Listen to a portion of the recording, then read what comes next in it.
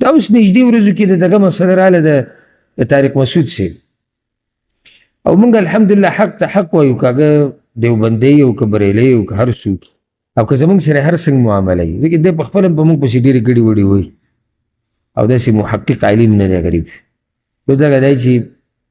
ناست یو په یو انداز دیګیا او خلک یې خوښوي نو داسې جوور محقق عالم نه دی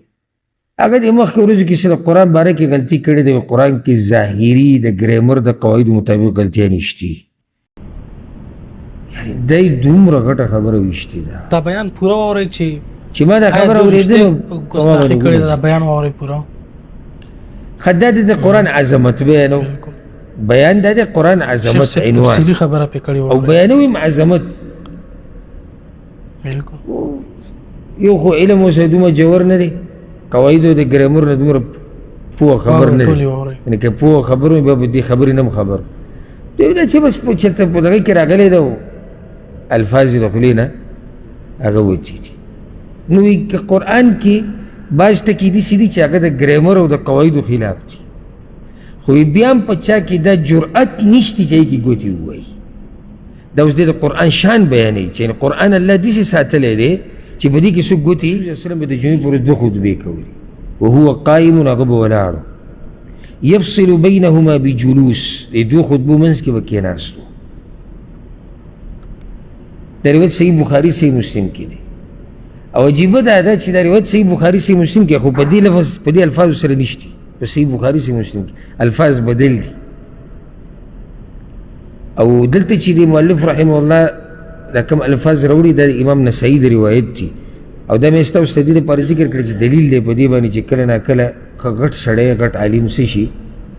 خطا شي اوس د دې دا خبره صحیح ده چې روایت ته د اصل په صحیح بخاري صحیح مسلم کې خو دا الفاظ د صحیح بخاري صحیح مسلم نه دي وایي دا الفاظ د امام نسائی د روایت دي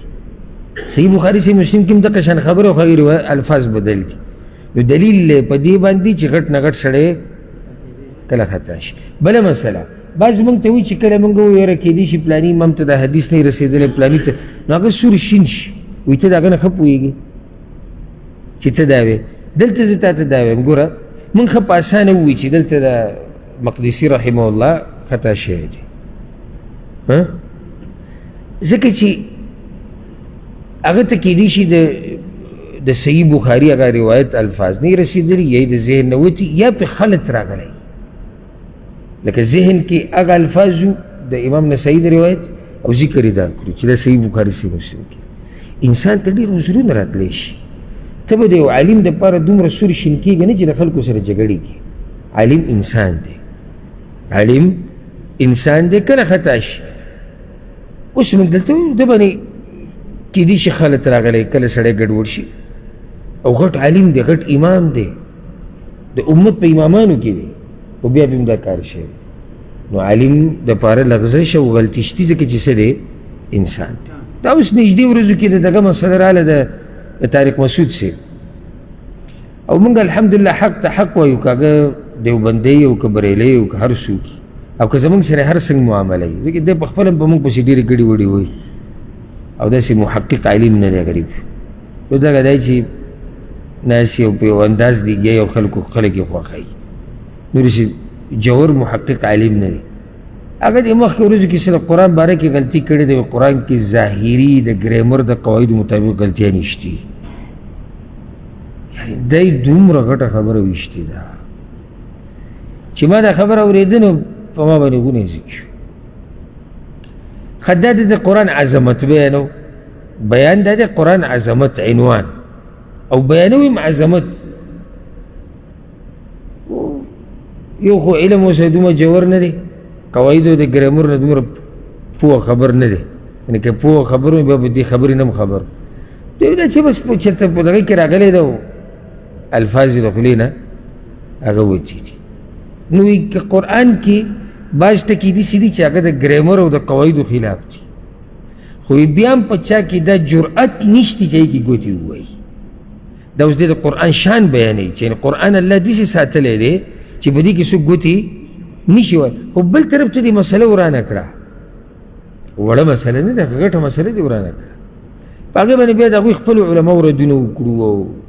پوهه کو چې دا مسله دې غلطه ده یو پیر معذرت وکړو به دویم پیر وکړو زمونږ خلک کله په دې پوهېږي الا من رحمه ربي چې او عالم لم لغزش او غلطي شتي زه خپل ځاني اگر کاغه د جدا مکتب فکر سړی دی زه دا نه منم چې دا سړی د قصدن عمدن د قرآن بې ادبي وکړي ځکه چې خو لګیا د قرآن عظمت بیانوي او یوه دا خبره کړې ده چې اوس دا هغوی ته بې ادبي ښکاري به نو وایي چې پیغمبر صلی الله علیه وسلم له لیکل او لوستل نه ورتلل او بیا د بریلیانو نه به یو الله خلاص کړي او وی ته وی ها او تا له درځي ها دا اعتراض دی او تا له درځي پیغمبر له نه ورته تا له درځي نو هغه غریبي ګډوډ کړی دی اوس بهر ملک کې دا خو پروګرام نه تللی او سوچ کړی چې واپس راشم او کرانه شم دا صحیح خبره په دې سوچ کول پکار دی دا خو د ړندو ملک دی کرایله پته یې څوک دې مړ کړي کوم ځای کې ختم کړي هېڅ پته یې نه لګي ځکه چې دلته څوک دې خبرې منلو ته تیار نه دی چې عالم نه غلطي کېدی شي عالم انسان دی عالم نه لغزش کېږي کله ناکله عالم قصدن هم غلطي کولی شي ګناه ترې کېدی شي موږ دې ته ذهن نه دی جوړ کړی ځکه موږ په دې خبره ډېر خفه کېږو که څوک راته ووایي چې یاره د فلاني شیخ صاحب سره کېدی شي په دې دلیل نه و کېدی شي په دې مسله رسېدلی نه نو موږ پرې سخت خفه کېږو ځکه چې هلته موږ دا خبره منو نه چې زموږ دا شیخ زموږ دا امام زموږ دا عالم خطا کېدی شي داسې یو فایدې دپاره خبره راغله بهرحال طارق مسعود صاحب خبره په مثال ذکر کړو دا به ژوندی مثال دی چې لکه اوس خلک دا خبره پکې باز کې ما واورېده چې دا څنګه د عالم دی دا خبره کړې نو خطا شو په خپله ووایي زه پوه شوی نه یم اوله کې خو یې لږه ډېره دفاع وکړه وایي زما مطلب دا و په دې کې مطلبونه نه بیانېږي صفا دې غلطه خبره کړې بیا په دویم کلیپ کې وایي چې بس ما نه غلطي شوې ده صحیح دی ښکلی کار وکړو نر کار وکړو خپله غلطي ومنل خو زموږ خلک به غلي کړي او بیا چې دا پښتانه ماشاءالله په دې باب کې ډېر ښه دي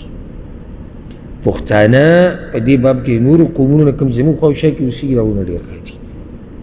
اگر که بعض مولیانې را ګرمۍ او فتنې پکې پیدا کوي او کوشش کوي چې د پښتنو کې هم دا قتل و قتال او دا پلانې مړ که او دا ګستاخ ته او دا کوشش کوي خو نه د نورو په نسبت زموږ عوام هوښیار دی او سنجیده دي خو دا نور نه پوهېږي بلکل ډېر لږ پکې پوهېږي اوس که یو چغه دې وویله چې دا ګستاخ رسول په ایرپورټ راننوتو څوک به بچ کړي پولیس غریب ځان له منډې وایي چې ما پکې څوک مړ نه کړي بل ځان له منډې بیا موږ څه وایو عنوان دې ویډیو له او دې تصویر له ورکوو محبان رسول عاشقان رسول دا د پیغمبر سره محبت دی چې ته د یو مسلمان عذر نه منې د هغه غلطي نه منې د هغه دپاره لغزش نه منې او رسول الله صلی چې د هغه سړي قصه بیانول هغه اوښ چې ته ورک شوی یاد درته که نه چې میلاو شو څه ووي وی یا الله زه ستا رب یم ته زما بندی وی اخطأ من شدة الفرح عذر ول رسول الله صلی په خپله بیان کړو د ډېرې خوشحالۍ نه خطا شوی ته څنګه د دې سړي د تابعدارۍ دعوه کوې او ته د یو انسان خبرې ته سوچ نه کوې د هغه دپاره عذر نه منې د هغه دپاره لغزش نه منې مقصد د خبرې اولنۍ او اخرنۍ دا دی چې ګډ نه ګډ سړي باندې خطا راتلی شي او دا عیب نه دی بلکې دا د انسان دپاره کمال دی دا عیب د چا دپاره دی عیب د الله دپاره دی د الله دپاره عیب دی انسان خو دی ده که چې ده نه به غلطي کېږي او چې د انسان نه د غلطي خطا ګناه هر څه لري بیا پاتې شي بیا خو د قصه ټوله ختمه کړه الله چې د توبې د دروازه کولاو کړې ده ولې ولې کولاو کړې ګناه به کېږي خو ولې مؤمنانو دا دعا غوښتې ده ربنا لا تؤاخذنا ان نسینا واخطأنا یا الله موږ مه رانیسه که موږ نه خطا وشي یا موږ نه هېره شي ولې دا دعا الله را نقل کړې ده نو الله دې رحم وکړي زموږ په حال باندې خدا د شیخ صاحب قیمتي بیان چې تاسو واورېدلو چې مفتی طارق مسعود چې کوم کینیډا کې سپیچ کړی و نوې او هغې کې کومې خبرې کړې وي شیخ صاحب پې مکمل خبرې خپلې وکړلې ځکه چې کله هم تاسو یو بیان کوئ نو په کار تاسو له دا ده چې د هغې مطالعه وکړئ هغې نالج ګین کړئ د هغې نه پس یا په جذباتو کې مه راځئ یا د هغې نه پس ښه داسې خبرې وکړئ چې هغه بالکل صحیح وي از نه تاسو په جذباتو کې راشئ او هر څه درنه ګډوډ شي. دا شان اهم بیانونو لپاره تاسو زموږ سره اوسئ. موږ له راغی اجازه. السلام علیکم ورحمت الله.